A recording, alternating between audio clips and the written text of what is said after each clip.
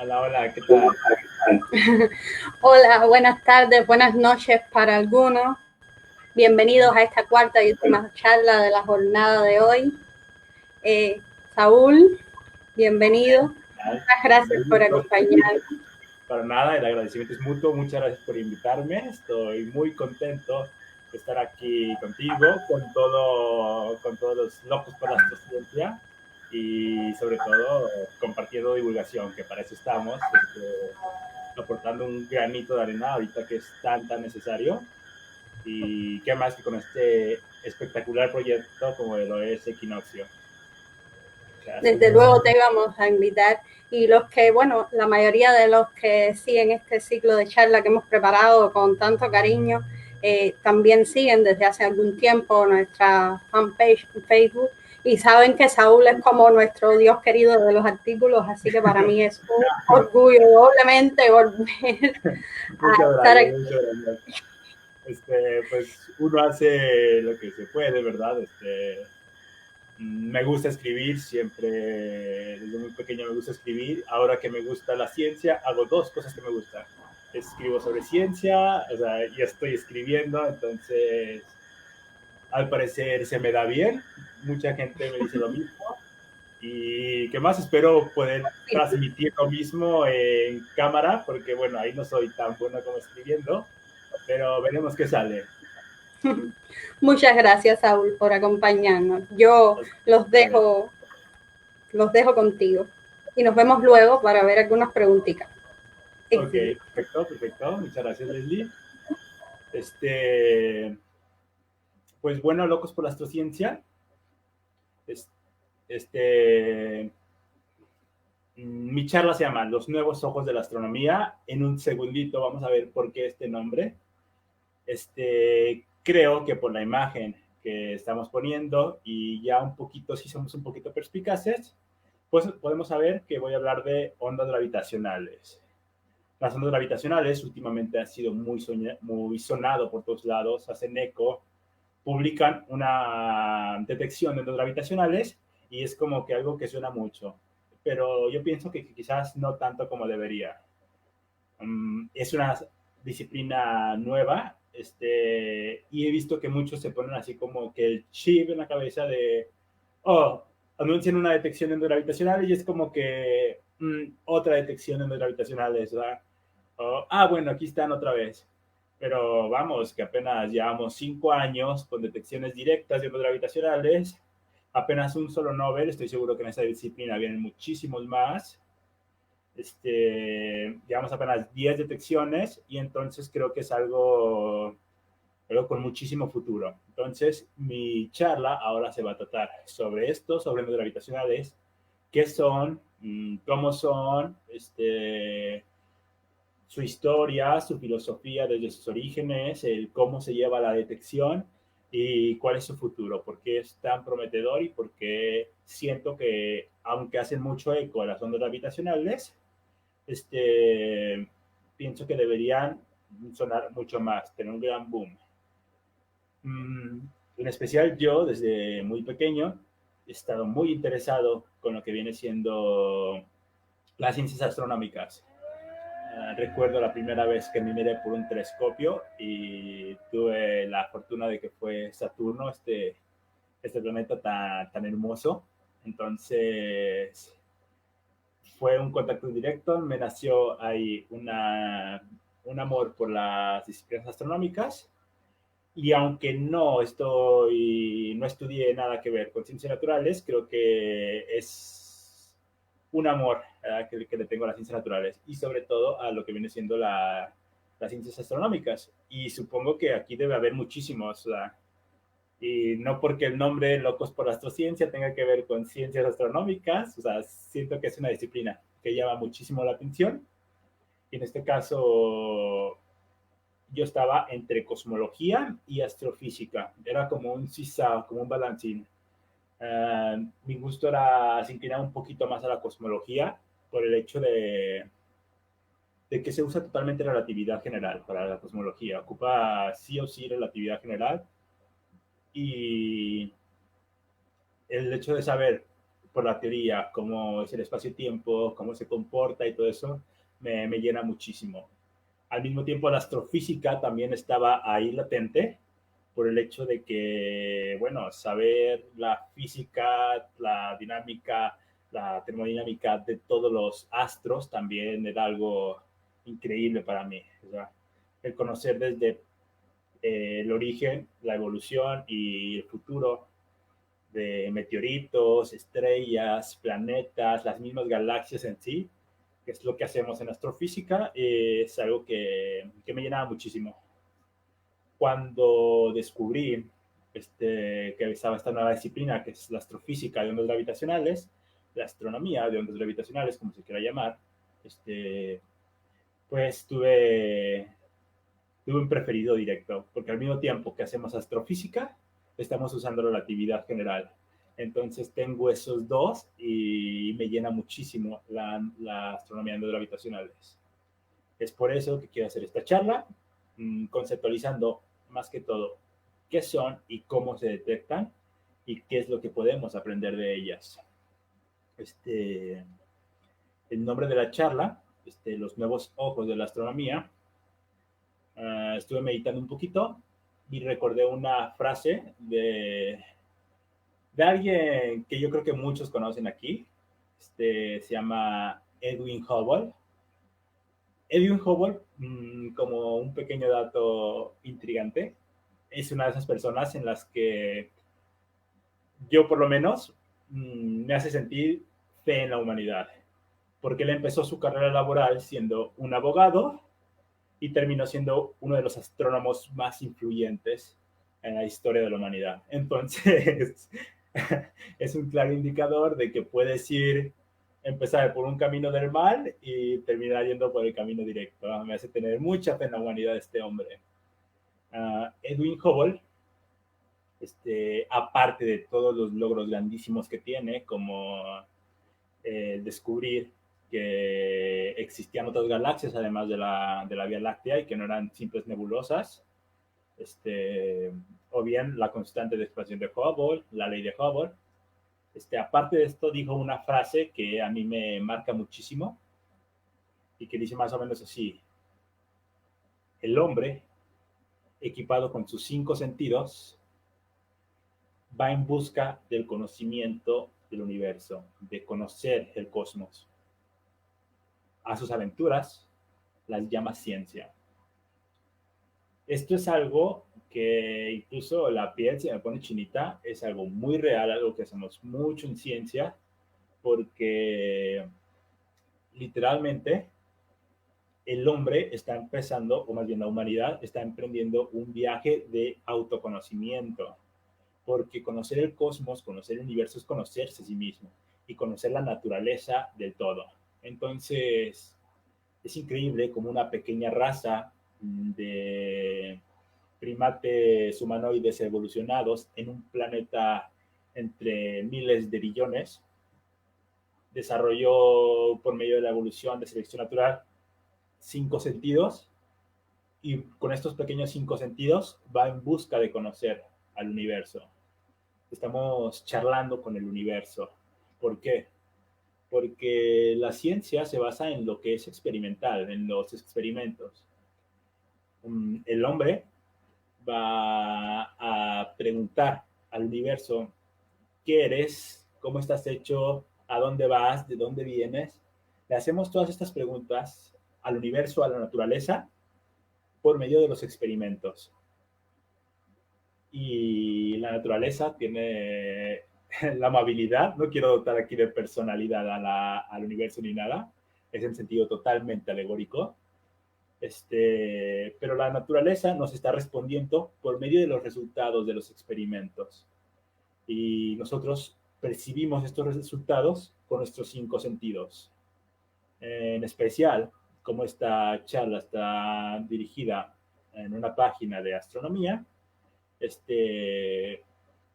lo que hacemos, o el sentido que utilizamos en la astronomía principalmente, eran nuestros ojos, nuestra vista.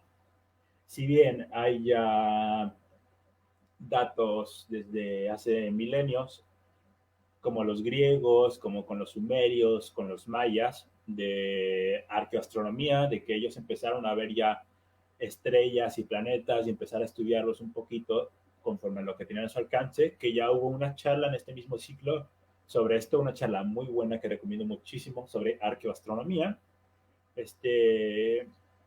La astronomía como una disciplina científica en sí nació hace aproximadamente 400 años, cuando Galileo Galilei hizo un telescopio con sus propias manos y decidió apuntarlo al cielo.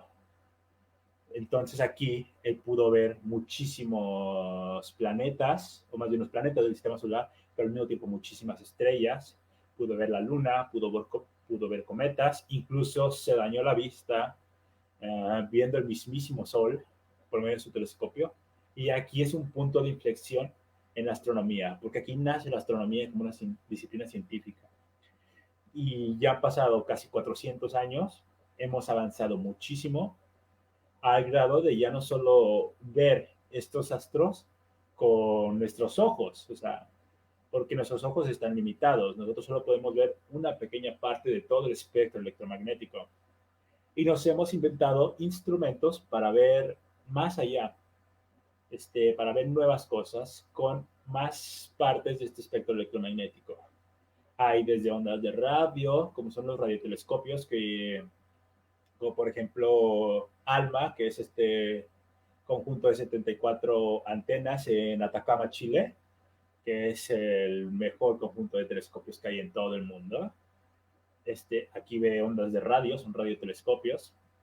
También hay ondas microondas, que vienen siendo como las ondas Planck, la sonda Biceps, la sonda WMAP, la sonda COBE, estas ondas que pueden captar las ondas gravitacionales y que nos dicen muchísimo sobre el universo en sus primeros años de vida. Ya quizás haya también, creo que hay más charlas sobre esto. Hay también telescopios tanto de ultravioleta, telescopios de rayos X, incluso telescopios de rayos gamma que nos dan luz de los eventos más energéticos en el cosmos. Los rayos gamma son los fotones o la longitud de onda asociada a los fotones de mayor energía producida en los eventos más energéticos. Entonces llega un momento donde hemos expandido un poquito nuestro sentido de la vista. Ya no solo esta vista que decía Edwin Hubble, sino que es una vista un poquito más expandida. Ya tenemos acceso a todo el espectro electromagnético, que es mucho. Y con cada nuevo instrumento, con un nuevo rango de detección, nos revelaba cosas que antes eran inimaginables. Pero ahora se ha dado un punto de inflexión, ahora así como, o igual de importante como fue aquel de Galileo al apuntar su telescopio por primera vez hacia el cielo, al detectar ondas gravitacionales. Porque las ondas gravitacionales también, irónicamente, nos dan luz, pero sin darnos luz de todos estos eventos astrofísicos en todo el cosmos. Y a diferencia de todos los telescopios por electromagnéticos, por todos estos rangos de luz, estas son energías muy limpias, son información muy limpia. La otra se tiene que depurar mucho porque un rayo gamma interactúa con todo hasta llegar desde su punto de origen hasta la Tierra, pero las ondas gravitacionales son muy limpias. Tenemos acceso a información muy, muy, muy limpia, y además de todo, de mayor lejanía. ¿Cómo es esto? Hubo al principio del universo, la luz, debido a la densidad que había en el universo, no podía salir, estaba encapsulada. Entonces, a medida que el universo se fue expandiendo, se fue enfriando, bajó la densidad y hubo una primera luz 380.000 años después del Big Bang. Y esto es a lo máximo que tenemos acceso por medio de luz, que es el fondo cósmico de microondas. Pero por medio de ondas gravitacionales podemos tener acceso a un segundo después del Big Bang. Es muchísima información y muy limpia de lo que podrían ser los inicios del universo, de lo que son los inicios del universo. Entonces, estas ondas gravitacionales son irónicamente, nuestros nuevos ojos.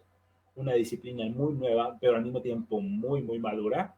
Quise más o menos investigar un poquito sobre todo lo que tenga que ver con ondas gravitacionales, a pesar de que solo tiene 5 años de edad esta disciplina, la astronomía de ondas gravitacionales, ya es algo muy maduro, ya nos ha dicho mucho, por lo cuanto se me hizo bastante complicado y voy a resumir bastante en esta charla. Entonces es increíble cómo por medio de estos nuevos ojos de la astronomía tenemos acceso a muchísimos más eventos, a muchísimo más distancia, mayor tiempo hacia atrás y con información muy limpia. Entonces, de aquí nace el nombre de la charla. Los nuevos ojos de la astronomía, alusión a esta frase tan icónica de Edwin Hubble y de cómo la humanidad ha dado un paso más allá de simplemente usar los sentidos o simplemente expandir estos sentidos al grado de ir a conocer el cosmos con algo que no tenemos acceso con nuestros sentidos. Entonces, de aquí nace esta charla y de aquí nace esta manera de querer conceptualizar todo, de contar la historia de las ondas gravitacionales. ¿Y qué es una onda gravitacional? Bueno, para conceptualizar un poco bien lo que es una onda gravitacional, es necesario que entendamos un poquito de nociones físicas un poquito más avanzadas. ¿Por qué? Una onda gravitacional nace, o más bien, la hipótesis de ondas gravitacionales nace junto con la teoría de la relatividad general, publicada en 1916 por el icónico Albert Einstein. En esta teoría, no era más que una generalización de la relatividad especial publicada 10 años antes, pero era una generalización porque ahora contemplaba efectos gravitacionales, cosa que la relatividad especial no hacía. Entonces, para contemplar estos efectos gravitacionales, dotaba de un dinamismo al espacio-tiempo, a la esencia, a la ontología del espacio-tiempo. Este dinamismo se presentaba geométricamente. Por lo tanto, la gravedad aquí se provoca gracias a que hay una curvatura en el espacio-tiempo. Ya deja de ser unas dimensiones planas, unas dimensiones euclidias y pasa a ser algo, algo icónico, algo ondas gravitacionales pasan a ser la curvatura del espacio-tiempo. La gravedad pasa a ser esta curvatura del espacio-tiempo.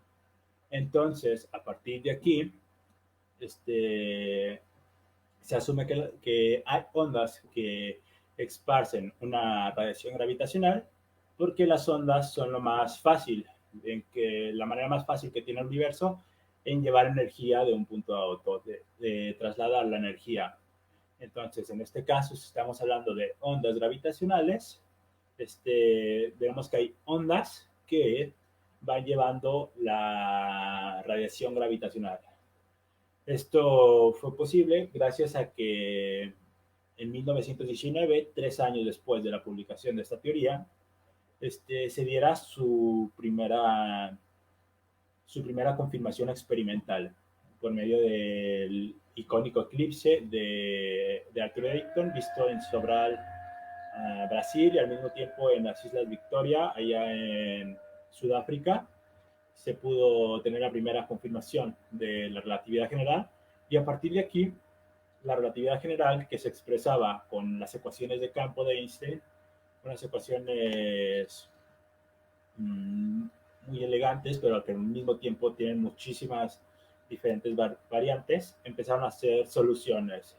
Estas soluciones se dan en términos de métrica y surgieron muchísimas métricas, pero algo que marcó la historia de las ondas gravitacionales fue cuando se asumió que el campo gravitacional era muy débil. Aquí, bajo esas condiciones, todas las ecuaciones de campo de Einstein se convierten en ecuaciones de ondas. Entonces, se asume por primera vez que estas ondas gravitacionales sí existen, esparcen esta radiación gravitacional y se tienen unas ecuaciones de esto. inmediatamente aquí se hacen más soluciones a esta relatividad general, pero se llega a una conclusión un poco desafortunada. Y esto es porque la gravedad es muy, muy débil.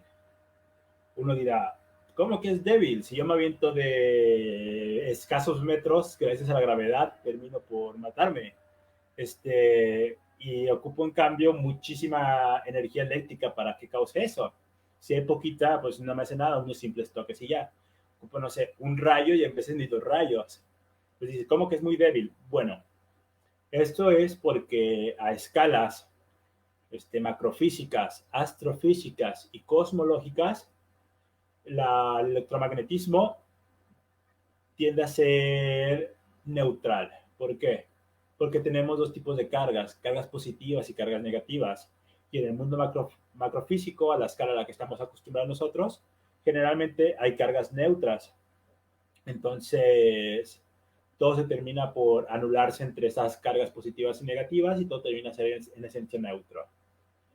En cambio, la diferencia con la gravedad es que la gravedad no tiene otro tipo de carga, o sea, no hay antigravedad, no hay materia o masa negativa que te dé un efecto repulsivo en vez de un efecto atractivo como lo es la gravedad.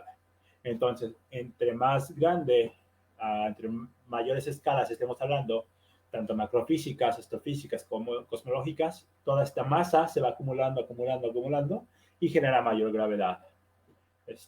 Por eso es que a escalas macrofísicas nosotros tenemos un planeta completo abajo de nuestros pies y todo termina por caer a él. Es muy fácil manipular el electromagnetismo, pero es imposible manipular la gravedad. Siempre vas a caer hacia la Tierra, a no ser que tengas muchísima velocidad. Pero aún así no estarías burlando la gravedad, estarías simplemente usando la misma física de la gravedad, que es atractiva, para generar una presión mayor y salir de la órbita. Entonces, incluso, o sea, para ver qué tan débil es la gravedad, podemos imaginarnos que tenemos un pequeño electrón a 1 metro de distancia, calculamos lo que nos llega de su atracción electromagnética con la ley de Coulomb y podemos hacer lo mismo con las leyes de Newton de ver cuánta gravedad nos genera de atracción hacia nosotros y ellos, y podemos ver que la diferencia es totalmente abismal, es brutal. Es una diferencia de más de 40 órdenes de magnitud. O sea, y ojo aquí, porque no es 40 veces mayor el electromagnetismo que la gravedad, sino 40 órdenes de magnitud mayor, o sea, un 10 con 40 ceros atrás. Una brutalidad de diferencia. Entonces, en esencia, desde la escala fundamental, la gravedad es muy débil. ¿Cómo se generan las ondas gravitacionales? Pues, al igual que el electromagnetismo, genera ondas electromagnéticas al oscilar, al variar un poquito las cargas. Se necesita lo mismo para la gravedad. Ocupas aquí oscilar un poquito las masas. Esto genera que ondas gravitacionales. Las masas pues se agitan en todo momento, como por ejemplo en este momento mi brazo tiene cierta masa y lo estoy agitando. Esto genera ondas gravitacionales. El problema es que como la gravedad en esencia es muy muy débil, estas ondas gravitacionales que genera mi mano no se van a detectar por ningún mecanismo. Ocupas oscilar masas muy grandes o bien masas muy compactadas, razonablemente grandes, pero más que todo en un volumen muy pequeño, porque recordemos que entre mayor masa tengas por cierto volumen, más aumenta la atracción gravitacional. Entonces, si tienes mucha masa o no tanta masa, pero sí concentrada en un pequeño volumen y lo mueves muy rápido, donde la velocidad de la luz ya entra a consideración, ya es una fracción importante de la velocidad de la luz, generarás ondas gravitacionales. Entonces, se hizo un pequeño cálculo a partir de, creo que por ahí, de los 1920, y se vio que en un evento que genera ondas gravitacionales, en nuestra propia galaxia, a una distancia media que hay en nuestra galaxia, tampoco, no sé, digamos, Alpha Centauri y Sirius, que son estrellas muy cercanas, pero sí una distancia en nuestra misma galaxia, pero ya un poquito media, generalizada. Las ondas gravitacionales que emitiera este tipo de fusión y que al mismo tiempo nos llegan a la Tierra tendrían que ser aproximadamente de una en 10 a la 21 partes, o sea, una parte en 10 a la 21. ¿Qué es esto? O sea, básicamente la millonésima parte del ancho de un protón. Y eso es muy, muy pequeño. ¿Por qué? Porque un protón tiene alrededor de 10 a la menos 16 metros, o sea, muy pequeño, muy pequeño. Tomemos un metro, imaginemos que tenemos un metro y partimos este metro en 10 elevado a 16 pedazos. O sea, un 10 con 16 ceros, o sea, una cantidad muy grande de pedacitos. Y tomamos un pequeño pedacito de estos y eso va a ser un protón. Ahora este protón lo dividimos en 1 millón de partes y una de estas partes, una millonésima parte de un protón, es lo que en esencia debería agitar o mover una onda gravitacional emitida en nuestra galaxia que llegara a Tierra, un volumen aproximadamente de 1 metro de partículas. O sea, una esfera de 1 metro de partículas pasaría la onda gravitacional y se movería apenas la millonésima parte del ancho de un protón. O sea, ridículamente pequeño.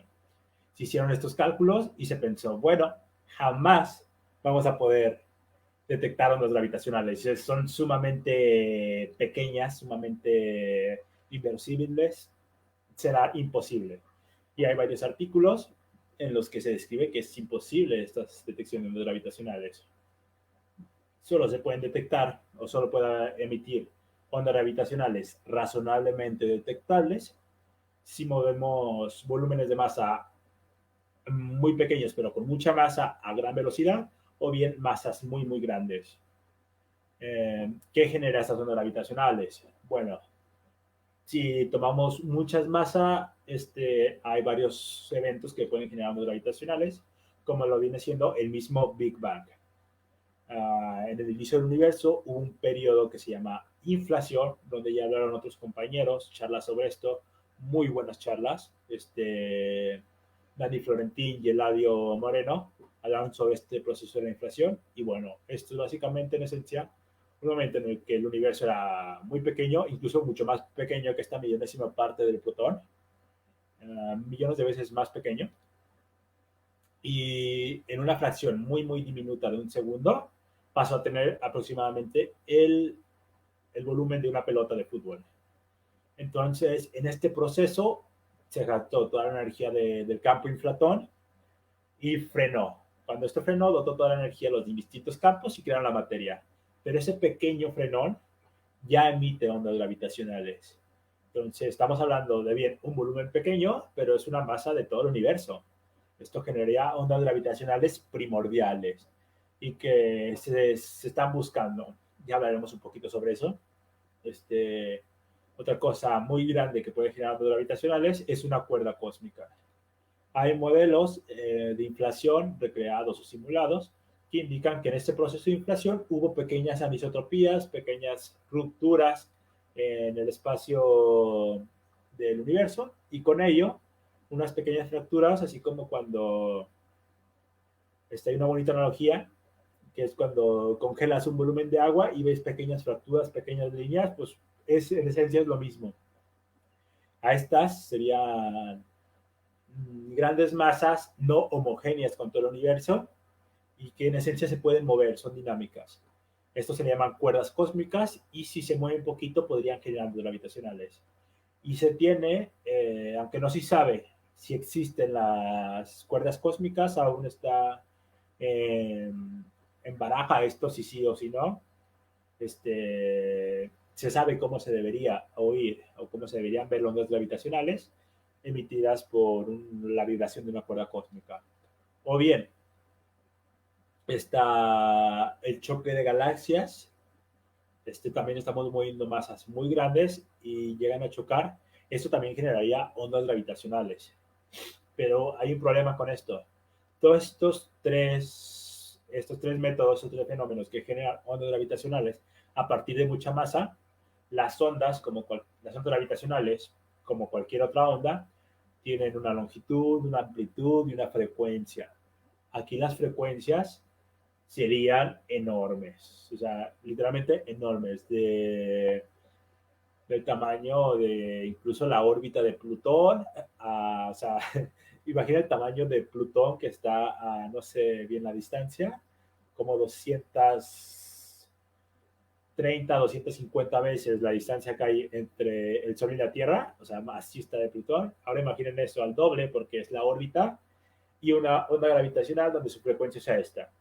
Ocupas un detector de un tamaño más grande que eso para detectar esa onda gravitacional. Entonces, no existen detectores de ese tipo. Entonces, al no tener esto, se enfocó más que todo, este, si, si nos enfocamos en las masas en volúmenes pequeños. Si nosotros comprimimos una masa como la del Sol en un volumen, digamos, como el de la Tierra, como el de una ciudad, o incluso más pequeño, como el tamaño de una pelota, tendríamos una gran masa en un volumen muy pequeño. Haría falta girar o rotar esto a una fracción muy importante de la velocidad de la luz y tendríamos ondas gravitacionales razonablemente detectables. Pero uno dirá, vaya, qué rayos, esto es imposible. ¿Quién puede compactar tanta masa en un lugar tan pequeño? Bueno, pues la misma gravedad lo hace. Son agujeros negros, o sea, donde esencialmente una masa solar está reducida al tamaño de una pelota de playa, o bien estrellas de neutrones, donde una masa solar está reducida al tamaño de una ciudad pequeña, o alrededor de 10, 15 kilómetros, o bien una enana blanca, donde una masa solar está reducida al tamaño de la Tierra. Estas generan ondas razonablemente detectables. También la explosión de una supernova estaría generando ondas gravitacionales, porque tenemos, o más bien, para una supernova se ocupan un par de decenas, una decena o un par de decenas la masa del Sol, y por lo tanto, en una explosión de supernova, mucha de esta materia se avienta al exterior y por lo tanto estarías generando o agitando mucha masa. Una supernova también podría lanzar ondas gravitacionales detectables. Uh, entonces, en esencia, estas son las ondas gravitacionales y así es como se crean. Ahora, para ver la historia de las ondas gravitacionales, como ya dije, hubo las primeras teorías desde que se formó la relatividad general, se formuló las ecuaciones de campo de la relatividad general. Un poquito después hubo las propuestas no gravitacionales, pero ya vimos que eran ridículamente pequeñas. Se dijo, no se pueden detectar, es absurdo. Pero hubo otra persona que incluso también me hace tener fe en la humanidad. Se llama Joseph Weaver.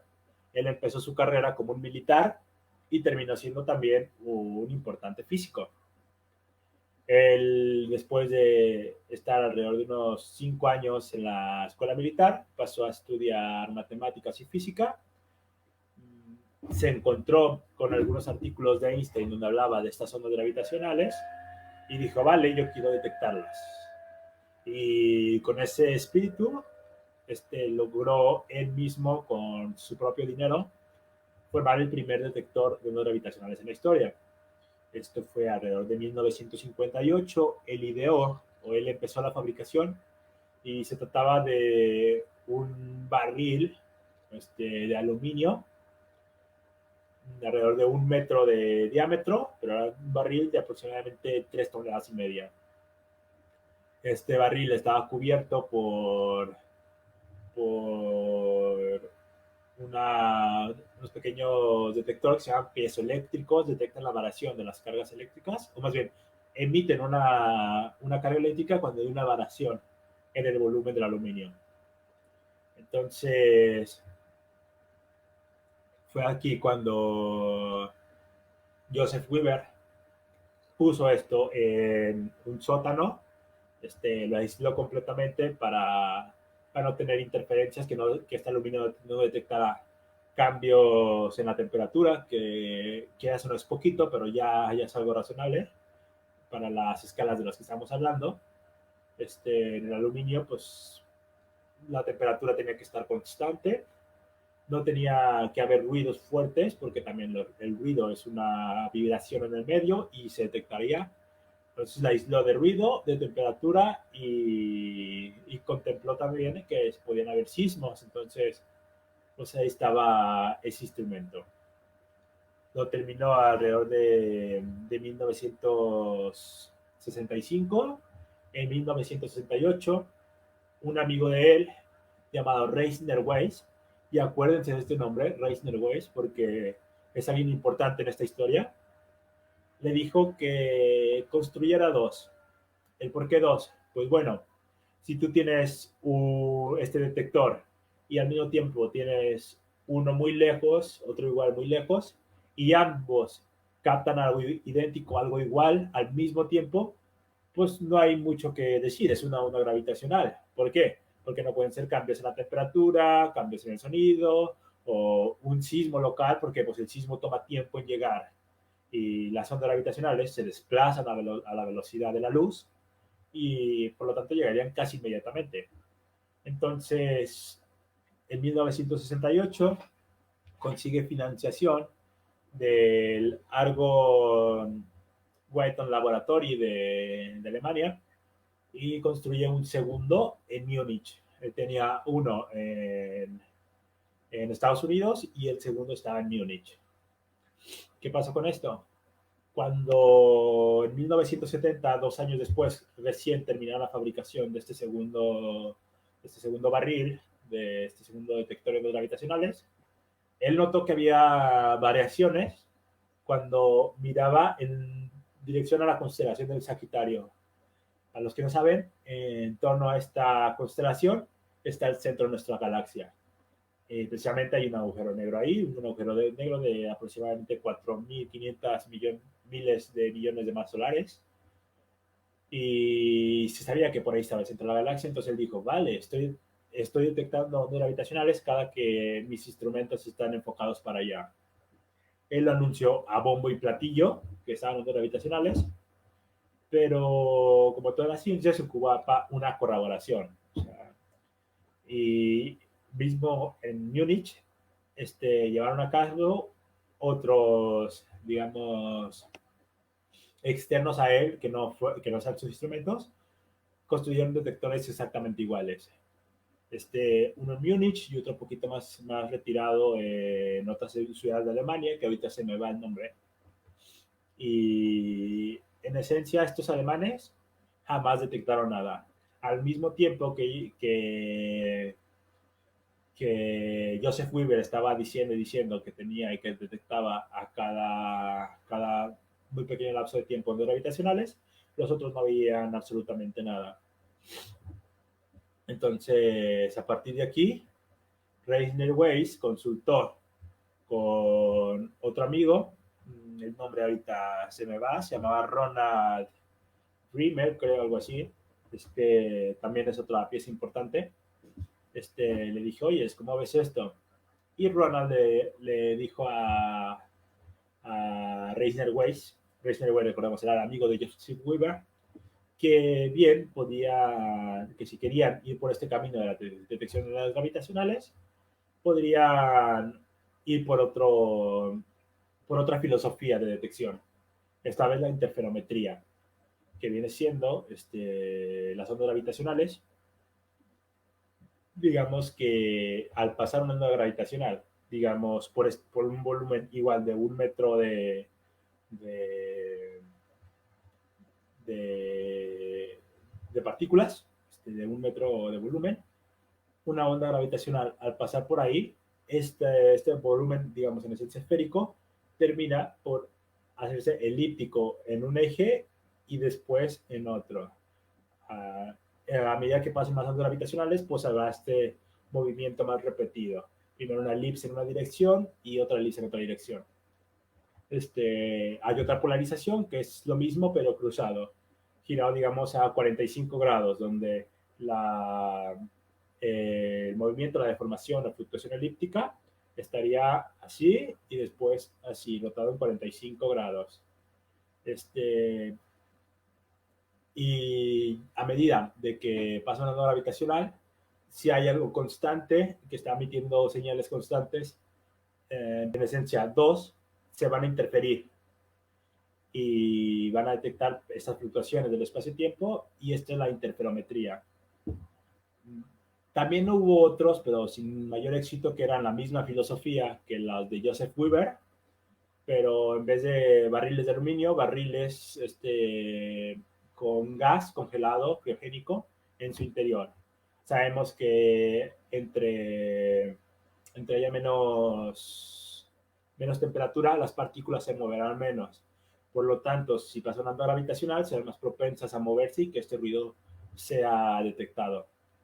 Estos barriles criogénicos no tuvieron mucho éxito, no detectaron nada, y en cambio muchos se inclinaron por la filosofía de Reisner-Way y Ronald River. Y empezaron a crear la interferometría, y mejor la interferometría láser. Alrededor desde 1967 fue cuando empezaron con esta filosofía de las ondas gravitacionales, y empezaron a consultar con varios expertos intentando conseguir financiación, pero es que hacer un láser constante es muy caro.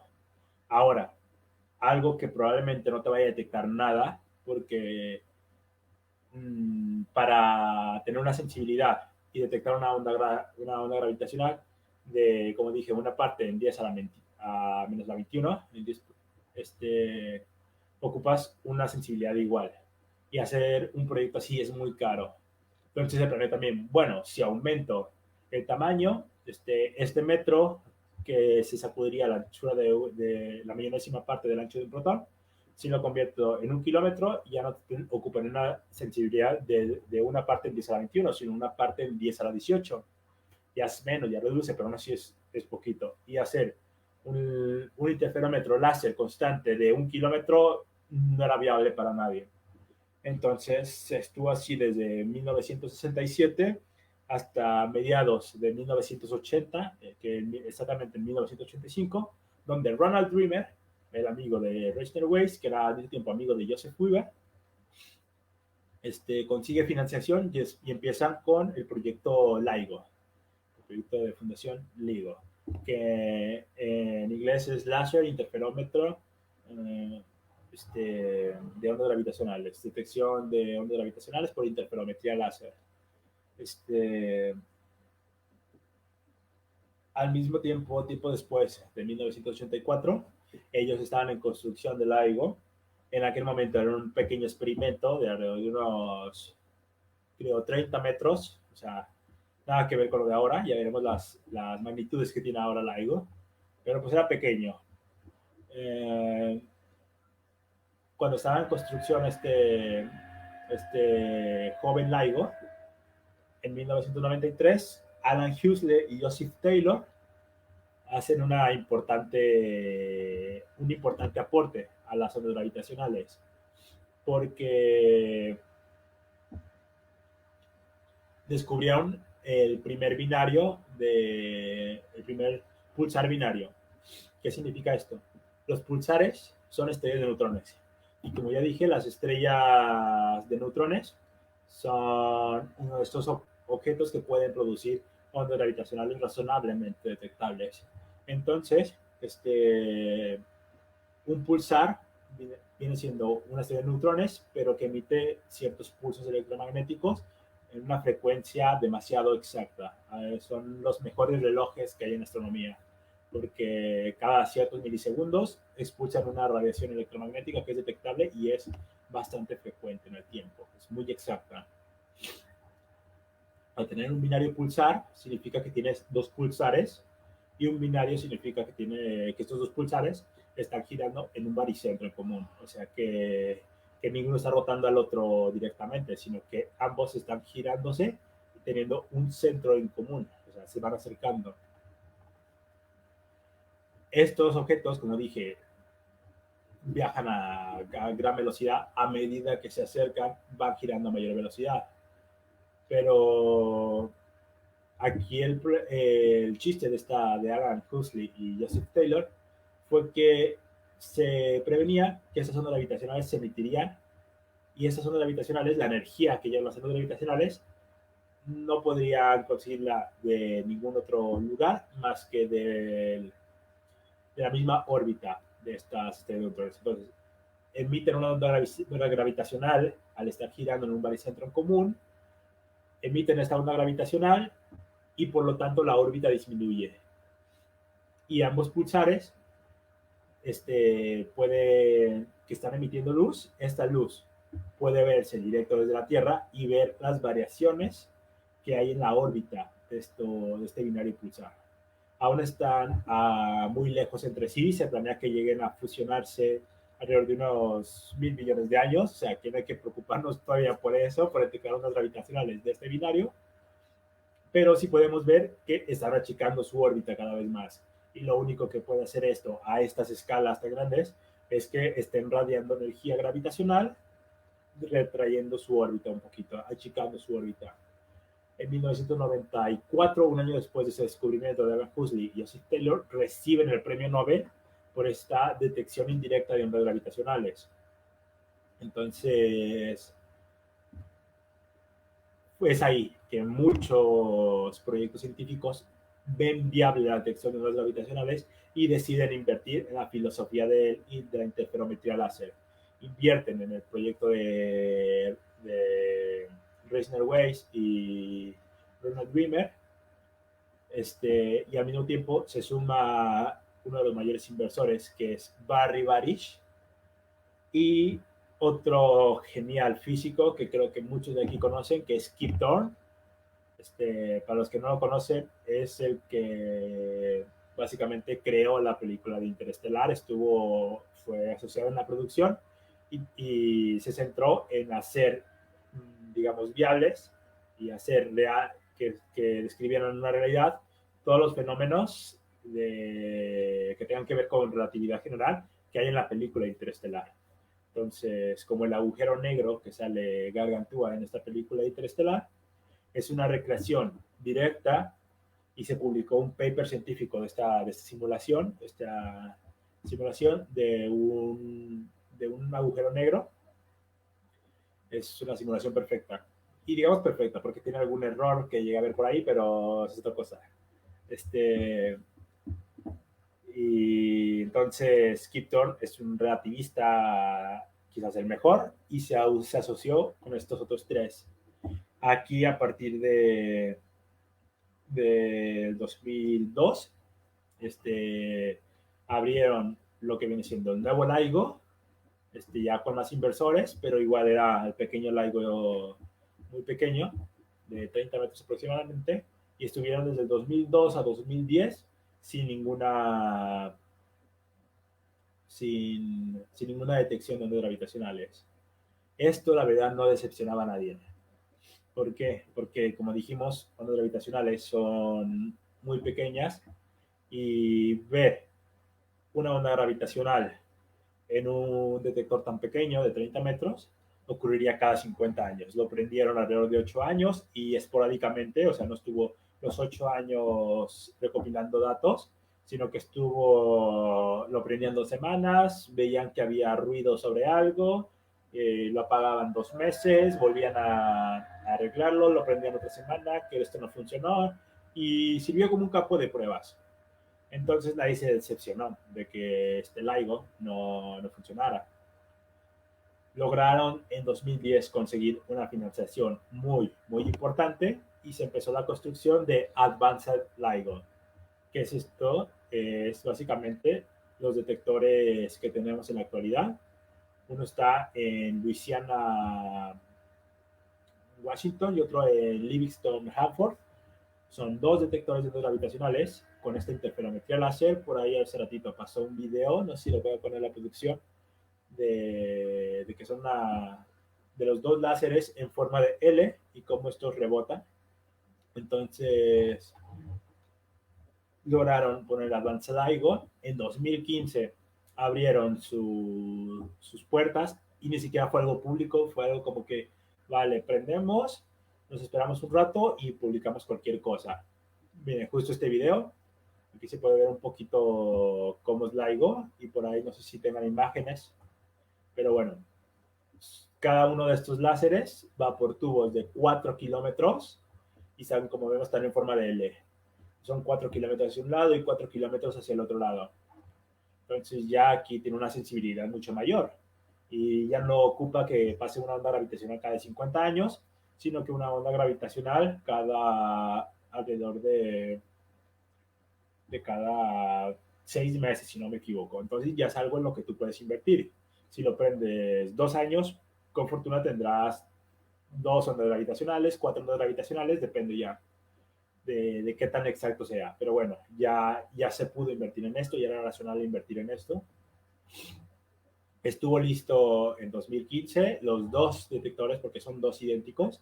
Como dije, uno en Hanford y otro en Livingston. Digamos, uno al sureste y otro al noroeste, o sea, muy lejos entre sí. Lo prendieron alrededor de, si no me equivoco, agosto del 2015. Fíjense, justamente este es el detector de Livingston. Este detector se puede detectar porque está en una zona con bastante vegetación. De hecho, por ahí pantanos con cocodrilos muy cercas. Y el otro detector se ve que, el de Hanford, se ve que está en una zona desértica. Se pueden diferenciar por esto. Este, mm, lo prenden en agosto del 2015 y esa misma noche detectan la primera onda gravitacional. Y así literalmente lo prenden, todos dicen está listo, nos vamos a dormir a la casa, aproximadamente a medianoche pasa la onda gravitacional, vuelven los trabajadores en la mañana, entre un indio, uno de origen de la India, que es el encargado y que llevaba trabajando con Racer Weiss, con Ronald Dreamer, con Kip Thorpe y con Barry Barish desde los principios de LIGO, hace casi 20 años atrás, y vio que todos, detectamos algo, detectamos algo. Hay una entrevista que le hicieron a este tipo, que ahorita se me olvida el nombre, en la que él menciona que para él fue algo normal. ¿Por qué? Porque cada que abrían LIGO, cada 2 o 3 meses, había una detección, pero era básicamente ruido. Si bien él confiesa que tenía esperanza de que ese nuevo proyecto tan grande y tan sensible generara o pudiera detectar ondas gravitacionales, no pensó que fuera en la misma noche. Al mismo tiempo que pasaba esto, uno de los implicados en el proyecto, Ronald Dreamer, fallece en 2015. Es así que muchos se guardan un poquito esto. Fueron depurificando datos, viendo aquí en la imagen se ve ahora el detector de Hanford en una zona desértica. Como dije, cada brazo mide 4 kilómetros, ya veremos ahorita cómo es que lo detectan. Este, y, ¿Y qué me quedé? Perdón. Fallece Ronald Dreamer. Desde agosto, septiembre, octubre, noviembre, van purificando datos, o sea, eliminando pequeñas imprecisiones o pequeño ruido que puede hacer por cualquier cosa. Y alrededor de diciembre ya tienen claro que es una onda gravitacional. Pero aún así no lo publican hasta febrero del 2016. Hay un artículo genial de Barry Barish en el que él va comentando con todo este proceso de si es, no es, si es, si es, si es, si es, si es, si es. Entre más pensaban, bueno, puede ser esto, quitaron ese ruido y seguía, y seguía, y seguía. Y cada vez aumentaba los sigmas, o sea, aumentaba la confiabilidad en que era una onda gravitacional. Y hasta alrededor de diciembre del año nuevo, dijeron, llegó la confirmación de que sí era. Aún así, se esperaron. En todo enero prepararon una conferencia de prensa para el 5 de febrero de 2016. Hay una general anécdota que he visto de Miguel Alcubierre, otro experto en ondas gravitacionales y mexicano, en el que dice que él le preguntó a Barry Barish, que le dijo, oyes, ¿qué pasó? ¿Por qué tanto revuelo con esta conferencia de prensa? Y que Barry Barish le contestó, bueno, no te puedo adelantar nada, pero no llamaríamos una conferencia de prensa si no tuviéramos nada. Prácticamente estaba diciendo a Miguel Alcubierre, te vamos a tocar un poquito la historia de él, que había una onda gravitacional.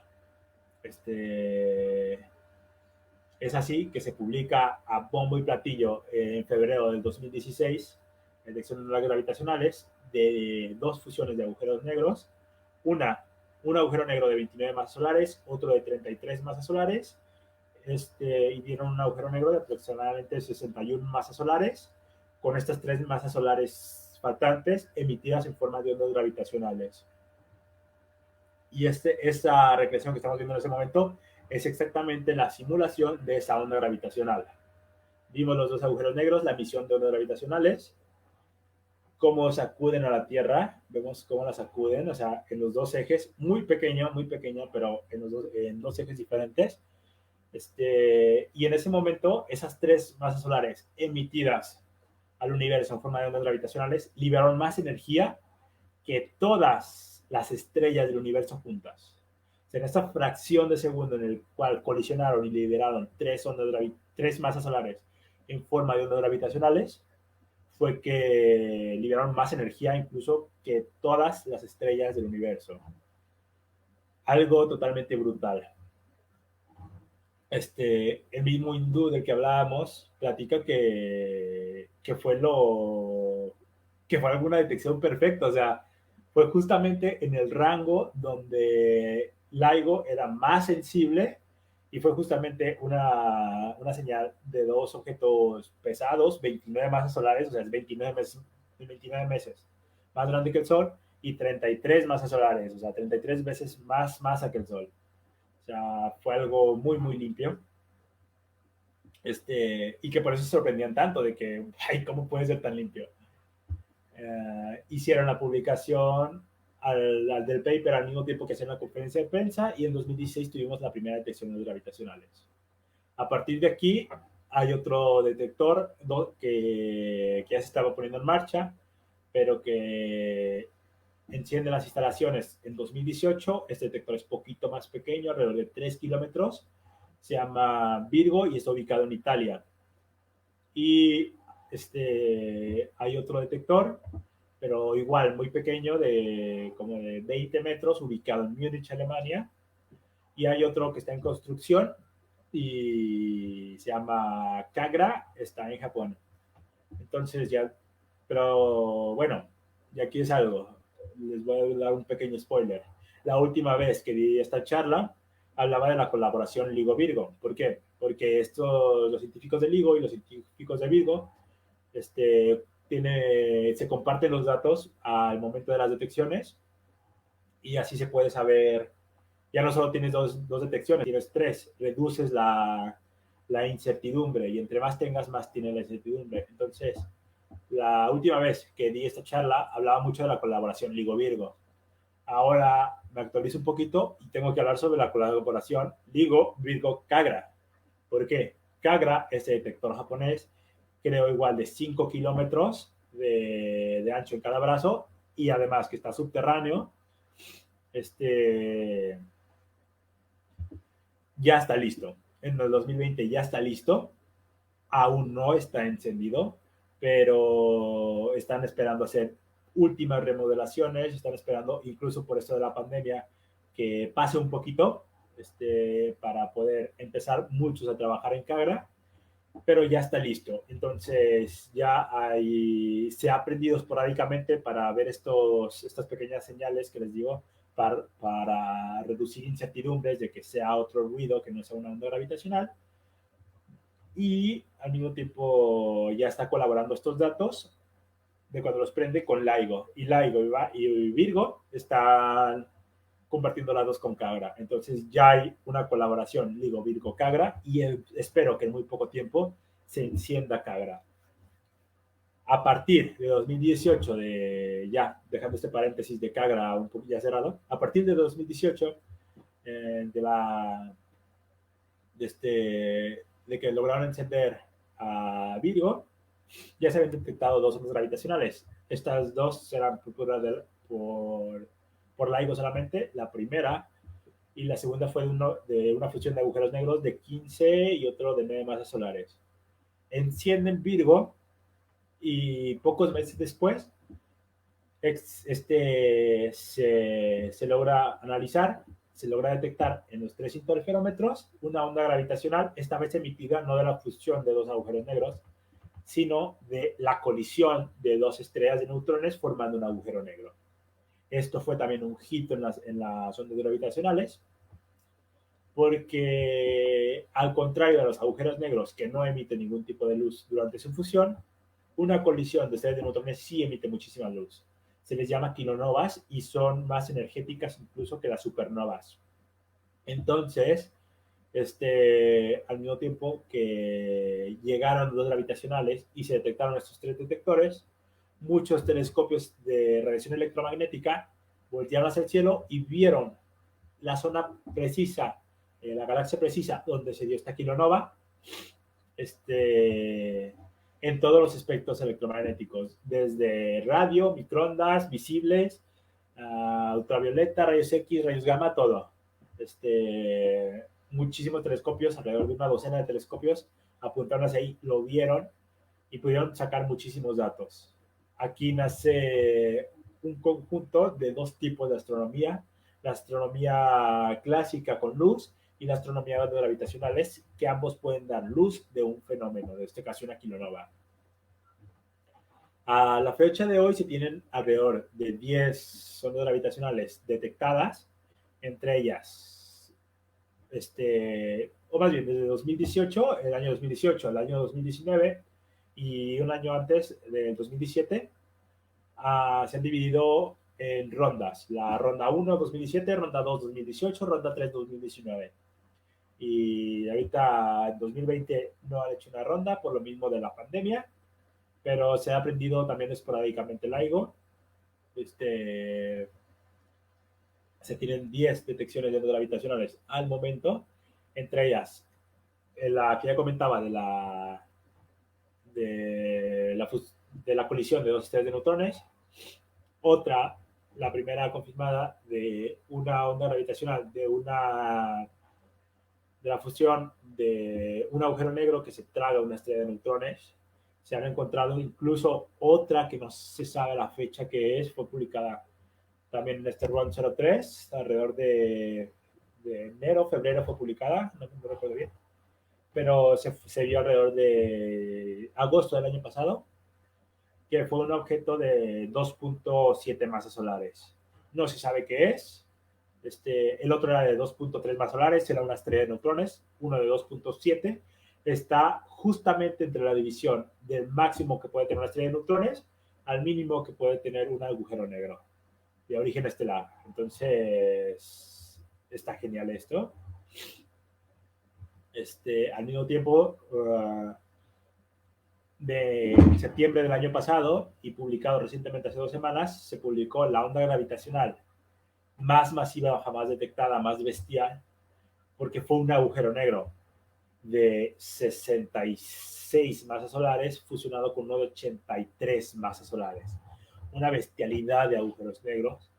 Al momento de la fusión emitieron 8 masas solares en forma de ondas gravitacionales.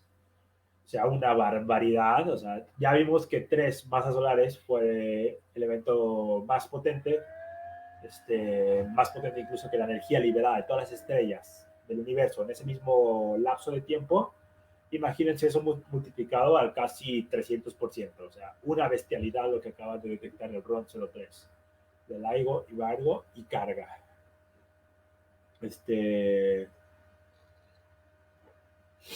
Otras cosas que se tienen que apuntar. Bueno, pasamos ahorita porque también ya está transcurriendo un poco de tiempo. No quiero que sea también tan largo. Sobre la filosofía de detección. Bueno, como dijimos, es por interferometría láser. Este láser, si no me equivoco, tiene 1 megawatt de potencia, y la misma longitud de onda aproximadamente de infrarrojos, creo. O sea, una longitud de onda siempre igual, no varía nada, no hay ninguna diferencia. El megawatt es la energía que lleva este láser y es constante, siempre se está renovando el láser. Y si ahí tienen por ahí el video, hay un punto donde se emite este láser en una dirección, choca con unos espejos, son los espejos más lisos jamás creados en la historia de la humanidad, son espejos muy, muy lisos, que están sostenidos por un hilo de cobre de alrededor del hueso de un cabello humano. El láser choca en este espejo, rebota más o menos en dirección al punto donde fue emitido. Hay otro espejo que lo rebota a 90 grados diferente, recibe otro mismo espejo y llega. Aquí podemos ver el video perfectamente. Se emite el láser, el espejo lo divide, chocan en los dos espejos, rebotan y se realizan tanto en el punto de emisión como en el otro. Entonces, aquí es perfecto porque, como dije, ya no se ocupa solo el movimiento de un eje. ¿Por qué? Porque tiene los dos ejes, tanto lo mueve como al mismo tiempo que lo mueve en una dirección, está moviendo los dos láseres, y lo mueve en otro y está moviendo igual los dos láseres. Entonces, la sensibilidad se duplica y llegan al punto de detección. Las ondas gravitacionales más bien, las ondas electromagnéticas del láser, esta frecuencia de onda, que en esencia debería llegar siempre igual, como se han movido, llegan ligeramente diferente. Y al mismo tiempo se está emitiendo siempre láser constantemente y se puede ver en veces incluso como el láser emitido, digamos, una millonésima de segundo antes, llega primero a la detección. Es así la filosofía de la interferometría. Se interfieren los datos de los dos espejos y así es la interferometría láser. Además, estos dos láseres están en un tubo, se emite en un tubo de 4 kilómetros y que al mismo tiempo este tubo no tiene ningún tipo de aire, o sea, y lograron sacar aproximadamente, por aquí tenía el dato, bueno, no lo recuerdo bien. Bueno, no recuerdo bien el dato, pero aproximadamente por milímetro cuadrado, creo que 10 elevado a la 9 de materia. Básicamente de los dos pequeños tubos que son de un radio de aproximadamente unos, digamos, 30 centímetros, no es mucho, no son muy gruesos los tubos, y a lo largo de los 4 kilómetros lograron sacar el aire suficiente para llenar 3 estadios de fútbol de pelotas, de balones de fútbol, o sea, una cantidad de aire extraordinaria. Es el segundo vacío más grande incluso en nuestra galaxia, o sea, no solo en la Tierra, sino en nuestra galaxia, es el segundo vacío más grande jamás creado, solo por detrás de los tubos del LHC, del CERN. O sea, una bestialidad. Es uno de los lugares más fríos del mundo, solo porque ahí está el láser. Si no, se vería lo más frío de ahí. Entonces, esto es para que no haya ninguna partícula de lo que sea que interfiera con los láseres y que estos pueden ser constantes, porque esta constancia es fundamental para ver la interferencia. Los 3 detectores de ondas gravitacionales funcionando al momento, LIGO y Virgo, funcionan igual. Cagra funciona igual, aún como dije, no está aprendido, pero bueno, ya está en la fase terminal. Se está esperando a que le den el sí para que los trabajadores puedan prenderlo y tengamos cuatro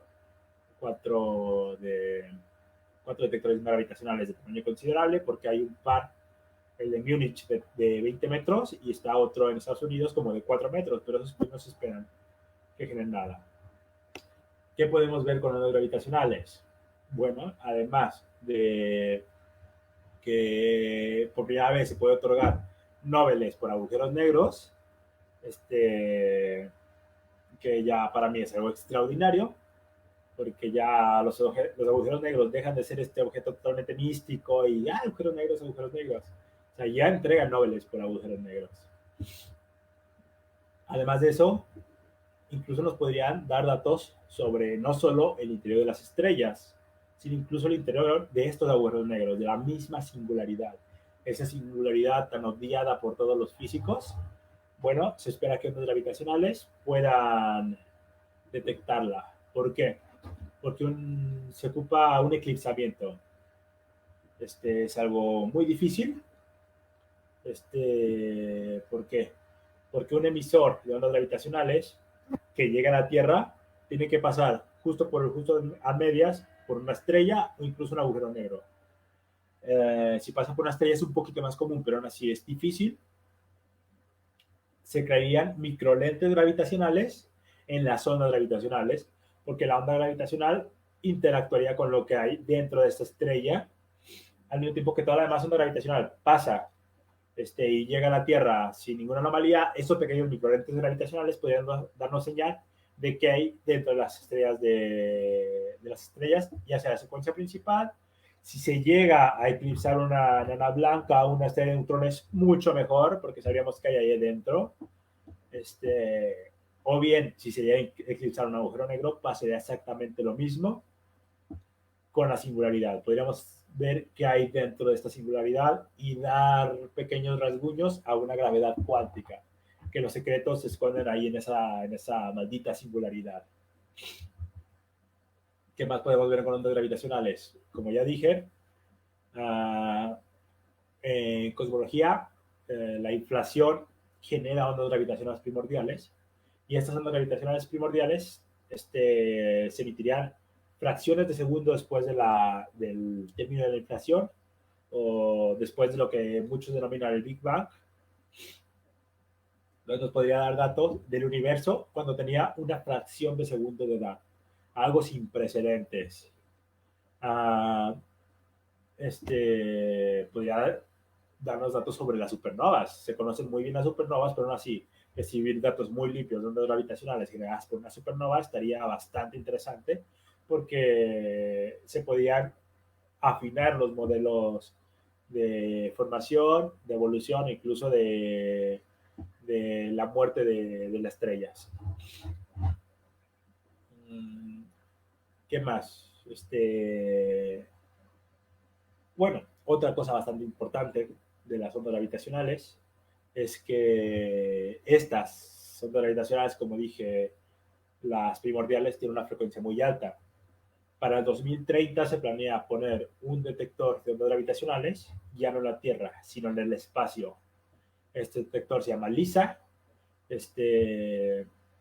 Serían 3 pequeños emisores y detectores de ondas láser colocados, digamos, en forma triangular, cada uno en cada doblez de este triángulo. Estarían emitiéndose entre ellos este láser a 500 kilómetros de distancia entre sí cada uno, y con ello frecuencias de ondas gravitacionales de alrededor de 500 kilómetros se podrían detectar. Con ello podríamos detectar tanto ondas gravitacionales emitidas por cuerdas cósmicas, por, como ya dije, las primordiales, que es algo esencial si queremos saber si en realidad la inflación pasó, porque si bien tiene mucha corroborancia indirecta, no tiene una evidencia experimental directa, y sería la primera evidencia experimental de que hubo inflación.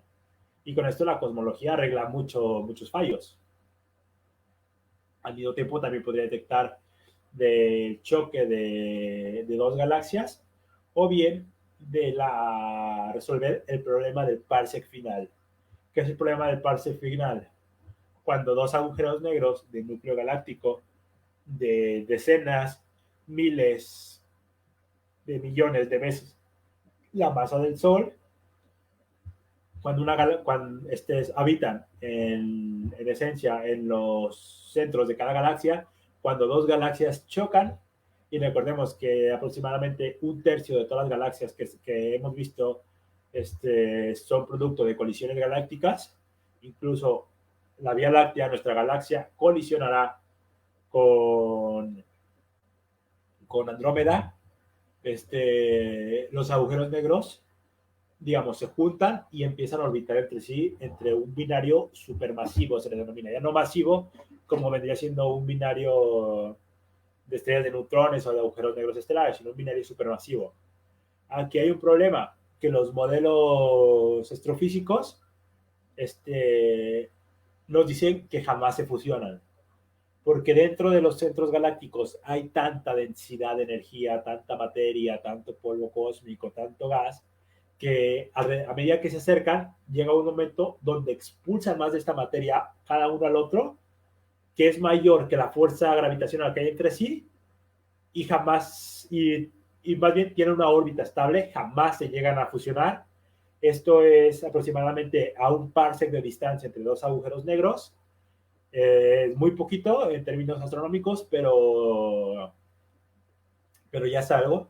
Y entonces jamás se fusionarían agujeros negros de origen, más bien de centros galácticos, de núcleos galácticos. Estarían por toda la eternidad girando entre ellos hasta que un tercer agujero negro hipotético llegue y expulse hacia otro, hacia las afueras, o bien los termine por juntar. Entre binarios, sin interacción de un tercero, los modelos nos dicen que jamás se unen. Y eso es un problema, porque los agujeros negros supermasivos son bestiales, son muy, muy grandes. Como dije, de decenas, centenas, incluso hasta miles de millones de veces la masa del Sol. O sea, una brutalidad. Y el hecho de que jamás se junten para hacer uno más grande nos complica las cosas, porque ya muy atrás en el tiempo, cuando el universo tenía apenas unos 1 millón de años, ya existían estos monstruos. Entonces, no hay el tiempo suficiente para recolectar materia y ni siquiera por fusiones entre sí. O sea, las ondas gravitacionales emitidas por estos binarios supermasivos tienen una frecuencia muy grande que LISA podría detectar y así revelarnos si hay solución para el parsec final.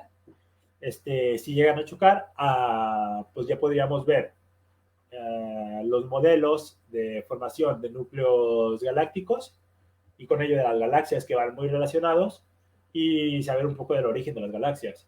Y si no, pues a inventar más modelos. Yo creo que esto es lo que nos aporta las ondas gravitacionales y, por último y más importante, la astronomía multimensajera. ¿Qué es esto? Como dije al principio, la vez que Galileo montó y miró, construyó un telescopio y miró hacia el cielo por primera vez, inició la astronomía de luz. Después tenemos muchísimas franjas de luz. Ahora tenemos astronomía de ondas gravitacionales, que incluso ya nos ha aportado incluso la cosmología de ondas gravitacionales, como lo que viene siendo el parámetro de Hubble. Para los que no conocen esto, es la constante a la cual se expande el universo, que está entre 68 y 72 kilómetros por segundo por megaparsec. Entonces, a esa tasa se expande el universo. Hay un método que te dice 68, te dice 72, y bueno, las ondas gravitacionales están a las medias. Con ondas gravitacionales podemos hacer cosmología y ver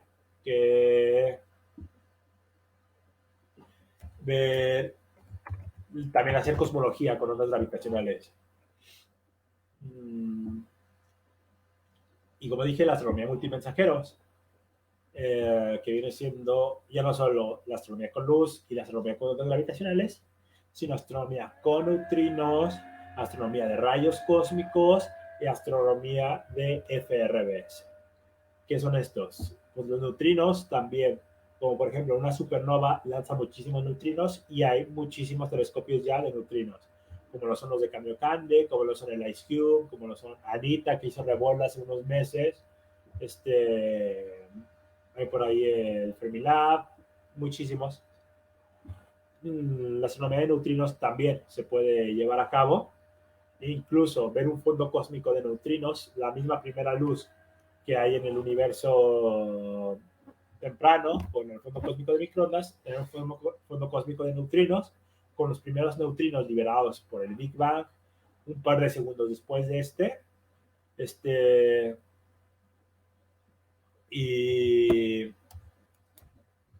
incluso, como dije, los rayos cósmicos son rayos muy enérgicos que pegan en la atmósfera superior y generan más decaimientos de partículas. Incluso los EFRBs, en inglés,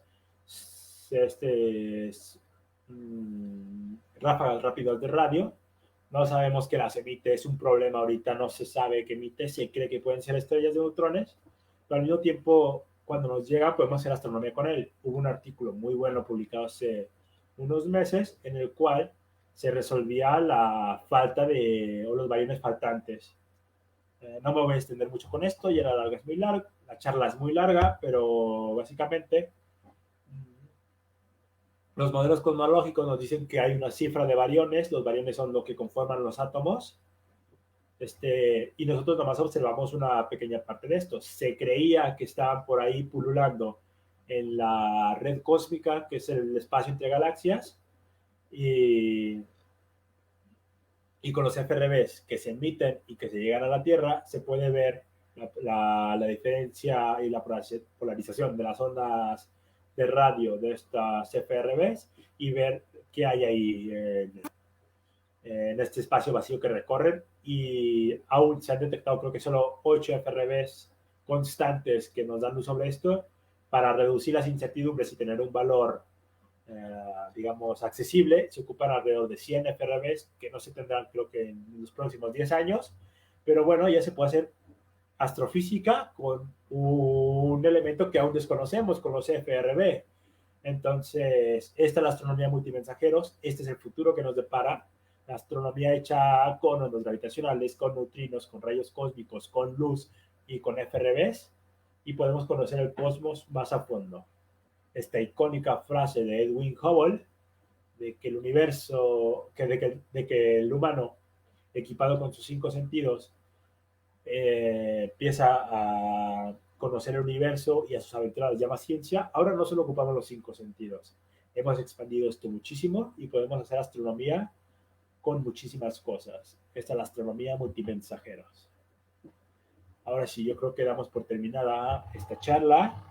Pasamos a la área de preguntas. Leslie, cuando tú quieras.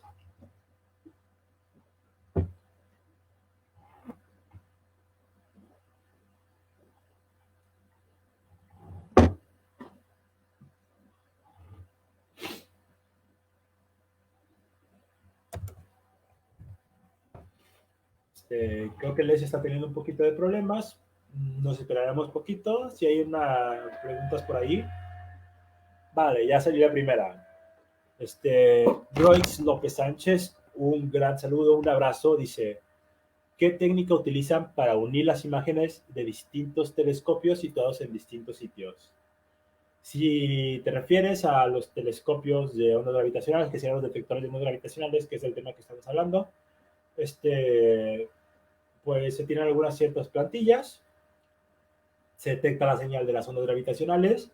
Como dije, son ondas, tienen una amplitud, tienen una longitud, tienen una frecuencia, y se puede decir que se sobreponen una sobre la otra onda, y así podemos ver si es una onda gravitacional. Si te refieres a las técnicas de astrofotografía profesional, en las cuales se unen varios espectros de luz, no me sé la técnica, no es muy mi área. O bien que dices en distintos sitios, ¿verdad? Bueno, pues esto no creo que sea tan difícil. Como por ejemplo lo hace el Hubble muy seguido. Ve una zona del cielo durante cierto lapso de tiempo, voltea a ver otra, voltea a ver otra. Todo esto se guarda, toda esta información se guarda y al final un algoritmo hace una sola imagen de todas las imágenes del Hubble. Hay una imagen muy bella de Andrómeda, compuesta por 4.000 imágenes del Hubble, donde hay muchísimos píxeles y se puede hacer zoom, zoom, zoom, zoom, zoom, hasta llegar a ver una estrella en la galaxia Andrómeda. Y fue por esta técnica. ¿Alguna otra pregunta? Elías Espinosa. Un abrazo, Elías, un saludo de parte mía y de parte de todo el equipo de Locos por la Astrociencia. Dice, si se presentaran todos los fenómenos ondulatorios de las ondas en las ondas gravitacionales, de ser así, ¿en qué situación se presenta el fenómeno de la difracción? Bueno, aquí a diferencia de las ondas electromagnéticas, las ondas gravitacionales solo tienen dos polarizaciones. Como ya dije, una es, digamos, la polarización plus, que digamos es la normal, extiende un anillo, una esfera de partículas en un eje y después en el otro, los extiende de manera de elipse. Y otra es la polarización cruzada, que es lo mismo, pero girado a 4 grados, a 45 grados. Entonces no hay tantas polarizaciones como las ondas electromagnéticas, y la difracción, pues en un espacio vacío es muy difícil que se dé, porque necesitas un espacio vacío. ¿Alguna otra? O esperamos a que también esté Leslie. Bueno, Royx López de nuevo nos dice, no acabo de entender cómo logran posicionar el evento en el cielo. ¿Puedes explicar eso? Perfecto. Bueno, creo que ya llegó Les. Leslie, ¿estás por ahí? Hola, ¿qué tal, Leslie? Bueno, para la respuesta a la pregunta de Roix,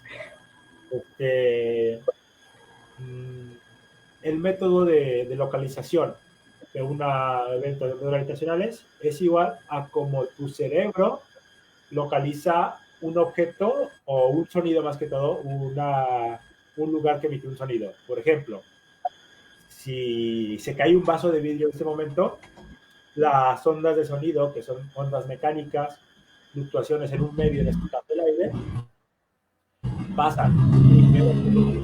Por ejemplo, si es a mi derecha, que se ve por la izquierda ahí, pero si es a mi derecha, llegan primero estas ondas a mi oído derecho y una fracción de segundo después a mi oído izquierdo. Entonces mi cerebro ya tiene, digamos, la costumbre y pues ha evolucionado para eso, para triangular ese sonido. Las ondas gravitacionales es lo mismo. Como dije, hay ahorita activos 3 detectores de ondas gravitacionales, uno en Livingston, otro en Hanford y otro en Italia. Entonces, la onda gravitacional viaja a la velocidad de la luz y llega primero a un lugar que al otro.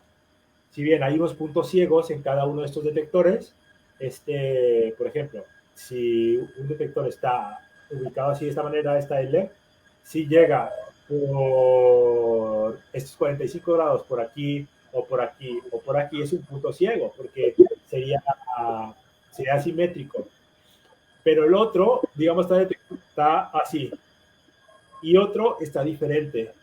Entonces, viendo eso, en qué ángulo entran las ondas gravitacionales a cada uno de los detectores y qué tanto tardan en llegar a uno o a otro, se triangula de la misma manera que los sonidos en los oídos, y se tiene una coordenada en el cielo de dónde se puede ver, de dónde se emitió la onda gravitacional. Se puede ver solo si tiene correspondencia electromagnética, o sea, si una estrella de neutrones o una enana blanca, aún no hay la sensibilidad para detectar ondas gravitacionales de una enana blanca, pero sí una serie de neutrones, esperemos que en un futuro también de enanas blancas, y con ello pues ya hay una correspondencia electromagnética. Los detectores de ondas gravitacionales te dicen más o menos en qué área del cielo sucedió esto, y los telescopios electromagnéticos buscan esa área y pueden ver la supernova, pueden ver la luz de la kilonova más bien, y con ello sabemos de dónde vienen. Ahora sí, Les, ¿ya llegaste? Un saludo. Te toca leer la siguiente, por favor.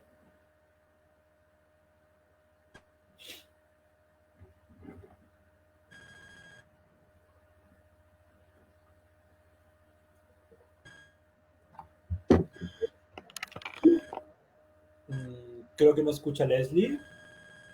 Sí.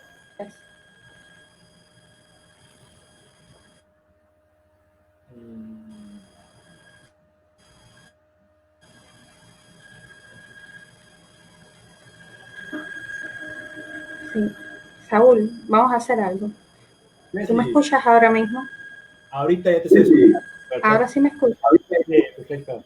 Ah, perfecto. Qué bien. De todas maneras, vamos a hacer lo siguiente. Yo te voy a hacer 2 preguntas. Intenta retenerla para que me contestes una a continuación de la otra. Y mientras voy a ir anotándote una tercera pregunta en el chat, por si yo me quedo offline, tengamos material de respuesta, ¿te parece? Porque veo que se está complicando un poco la cuestión. La primera pregunta. Perfecto. La primera pregunta que quería hacerte. ¿Cómo se puede saber el corrimiento en rojo de una onda gravitacional? Y la segunda pregunta es, ¿cómo sabemos que lo que se observa en los detectores es precisamente una onda gravitacional, no cualquier otro fenómeno? Wow. Perfectas preguntas. Bueno, el corrimiento rojo de una onda gravitacional, digamos que es análogo al corrimiento rojo de un objeto con radiación electromagnética. Como por ejemplo una galaxia que se está alejando, la longitud de onda se termina por estirar y eso es un corrimiento al rojo. Y con esto depende de qué tan estirada esté, sabemos qué tan lejos está esta galaxia. Pero por ondas gravitacionales, pues no podemos ver corrimiento al rojo, no hay este efecto Doppler relativista. Lo que sí hay es que también decrece por la distancia de la gravedad. Y en este caso, esto se refleja en la amplitud de la onda. Y ya que se tienen datos de cómo, de cuántas masas eran los agujeros negros, en la siguiente pregunta, ¿puedo responder esto? Se sabe qué amplitud deberían tener originalmente cuando se emitieron. Vemos que ha decrecido con el cuadrado de la distancia conforme llega a la Tierra, a la Tierra, vemos una amplitud diferente que ha decrecido y depende de qué tanto ha decrecido podemos decir qué tan lejos está, hace cuánto tiempo y qué tan lejos emitió las ondas gravitacionales. Este es el redshift gravitacional, corrimiento rojo gravitacional, que se usa para la escalera de distancias de eventos de gravitacionales. En la segunda pregunta era la de cómo sabemos que lo que se está viendo en los detectores es una onda gravitacional. Esto es una pregunta muy buena porque se sabe porque ya se ha visto en simulaciones. Alrededor de 1964, si no me equivoco, empezó un área de la relatividad que ya no era solo relatividad analítica, sino relatividad numérica, que se llama relatividad numérica. Es un área donde países hispanohablantes como España y como México son potencia mundial, o sea, debemos estar orgullosos por eso.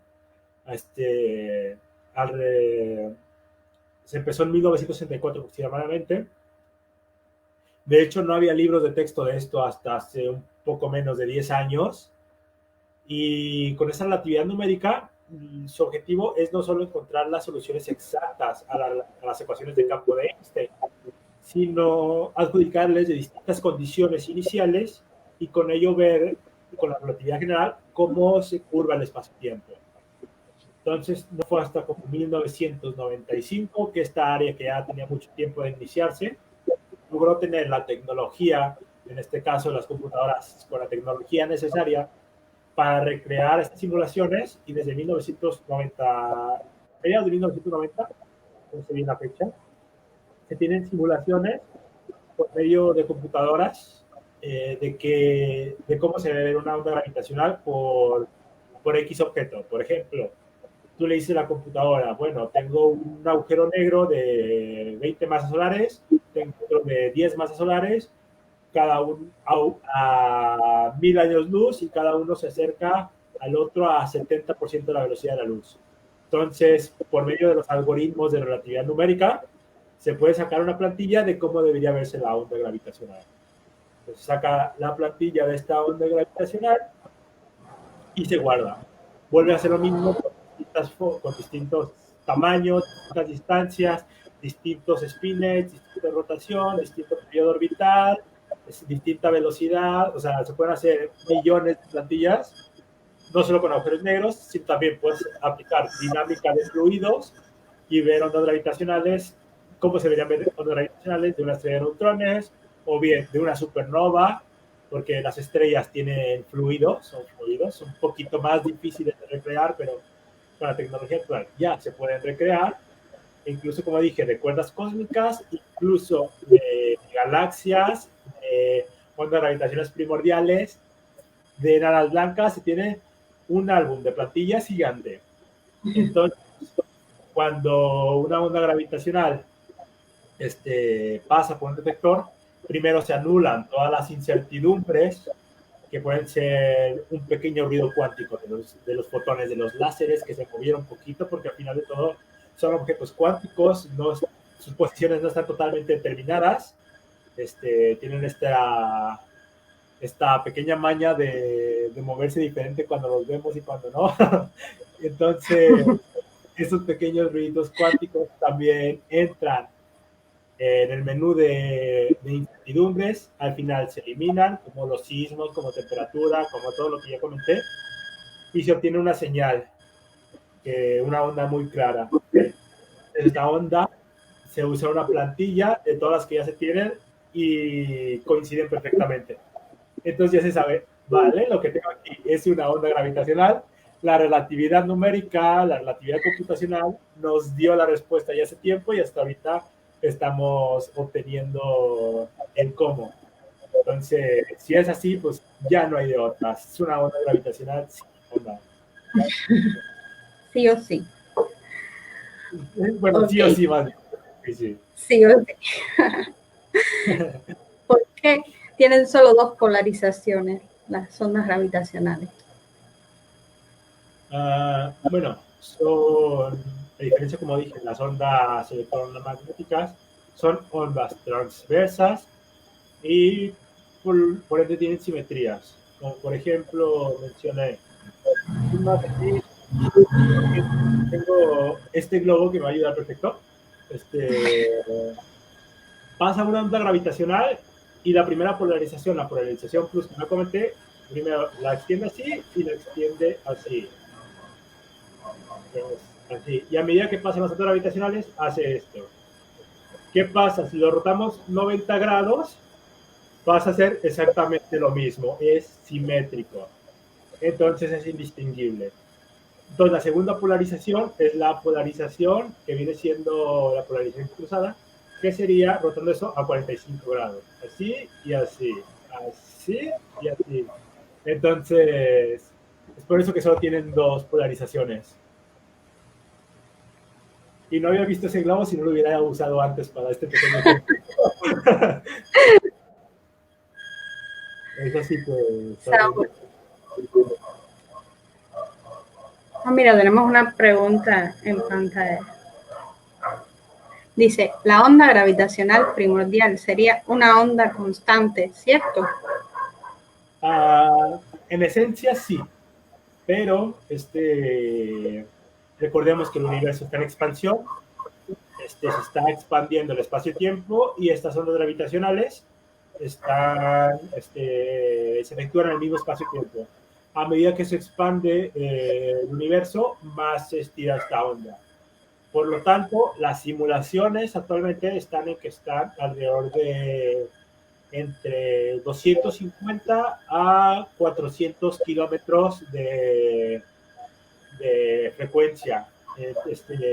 Por lo mismo, en su momento fueron muy pequeñas ondas cuando fue el Big Bang, ahorita se ha estirado muchísimo el espacio-tiempo, se ha estirado muchísimo la onda y por eso tiene una frecuencia, una amplitud, una amplitud muy grande. Entonces, es constante, sí, pero pues el espacio-tiempo en el cual se efectúa, en el cual fluctúa, no es constante. Por lo tanto, a través del tiempo se va estirando esta onda. Y bueno, como dije, LISA tiene planeado para el 2030, tendrá un alrededor de 500 kilómetros entre un emisor y un detector, y por lo tanto, si las predicciones de inflación son correctas, que parecen serlo, se pueden detectar ondas gravitacionales primordiales con el detector. Sí, wow, genial, porque precisamente te iba a preguntar algo por el estilo. Te iba a preguntar precisamente cuál era el futuro para la astronomía de las ondas gravitacionales, según lo ves, hasta donde has indagado. Bueno, justo en la mañana estaba leyendo un artículo para retroalimentarme un poquito sobre el tema. Es un artículo de un español que estuvo trabajando con ondas gravitacionales desde creo que a mediados de los 2000. Se llama Miguel Capdevila. Incluso trabaja en el Instituto de Física Teórica. No sé si alguno conoce ese instituto. Es alguien muy reconocido, Miguel Capdevila. Y vi por casualidad un blog que tiene en el cual él terminó diciendo: el futuro de las ondas gravitacionales parece prometedor. Me pareció un poquito anticlimático esto, porque dije, el futuro, bueno, vi que el blog el artículo fue escrito en el 2011, hace 9 años, justo antes de la primera detección de ondas gravitacionales. Esto quiere decir que el futuro de ondas gravitacionales está aquí, está con nosotros. Estamos viviendo lo que para muchos antes era el futuro, estas ondas gravitacionales, que incluso el mismo Albert Einstein dijo que jamás podríamos ver. Ahora las estamos viendo perfectamente. Tenemos a razón de 2 por año, o sea, llevamos 5 años, llevamos 10 ondas gravitacionales. Se tienen planeados muchísimos instrumentos que puedan elevar ¿cómo se llama? La eficiencia de los detectores, incluso para detectar una onda gravitacional por semana. Y pues el futuro está aquí. ¿Qué depara más a futuro de lo que ya estamos viviendo? Pues simplemente el hecho de que con la última onda gravitacional tenemos muchísimas nuevas preguntas. Preguntas que se pueden responder con la astronomía de ondas gravitacionales. Tenemos aquí 2 agujeros negros en la brecha de masas por inestabilidad de pares, otro en la brecha de masas, el remanente en la brecha de agujero negro intermedio. Y imagínate que no solo las estrellas puedan generar agujeros negros, o sea, porque conocemos muy bien los agujeros negros estelares y sabemos que no pueden ser mayores a 65 masas solares ni estar en la brecha de entre 65 y 135 masas solares. Es imposible. Y al contrario, se han visto muchos así. Si es así, hay otro método que desconocemos que genera ondas gravitacionales, que forma agujeros negros, que podemos detectar con ondas gravitacionales y que pueden ser los agujeros negros primígenos. Pero negros primígenos probablemente fueron creados, hipotéticamente fueron creados durante los primeros segundos del universo, cuando había mucha materia concentrada en un espacio muy pequeño, pequeñas anisotropías formaron agujeros negros. Y pueden ser agujeros negros desde una fracción de masa de la Tierra hasta cientos de masas solares. Entonces, si es así, estos que no se tienen contemplados podrían incluso formar la tan enigmática materia oscura. Y como dije, se pueden aplicar a cosmología por la escalera de distancia de las ondas gravitacionales, etc. El futuro lo estamos viviendo y lo que depara es muy prometedor. Wow, muchísimas gracias, Saúl.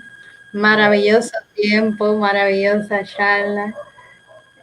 No sé si les queda alguna pregunta por Facebook, muchachos. Ustedes Veamos. ¿Tengo alguna pregunta que se me ha escapado a mí? Si es así, solo me resta agradecerte nuevamente por este tiempo que nos has brindado y invitarte a que nos sigas acompañando, Claro, claro. acompañando en próximos eventos, porque seguro vamos a tener mucho, no me queda la menor duda. Instarte a que nunca dejes de escribir esos maravillosos artículos que nos compartes activamente todas las semanas, que nunca abandones ese espíritu de superación que nos damos en ti, que admiramos muchísimo de ti. Y mucho éxito, Saúl, a divulgar ciencia.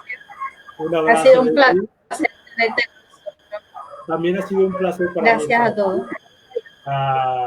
Aunque no soy un profesional en el área, me gusta muchísimo esto, me gusta muchísimo compartir esto.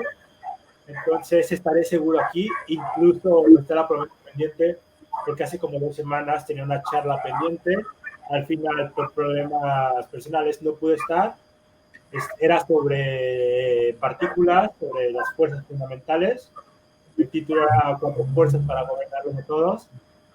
Y queda pendiente esa charla. Estaré en cuanto se pueda dándoselas. Y pues bueno, los artículos no se olviden. Espero, así como hace tiempo trabajé en una revista para hacer periodismo, espero seguir haciendo periodismo o trabajar de nuevo en esto. Sería algo que me complacería muchísimo y les estaría dando artículos a diario. Entonces, un abrazo a ti, Leslie, a todo el staff de Locos para la Ciencia. Un enorme abrazo a los que nos vieron y a los que nos comparten también en sus medios de difusión, que sabemos que son unos cuantos que siempre están ahí. Exacto. Bueno. Muchas gracias a todos. Muchísimas gracias a todos. Me despido y bueno, espero que muy pronto. Adiós a todos. Un abrazo. Claro que sí. Chao. Vale, vale, pues. Gracias.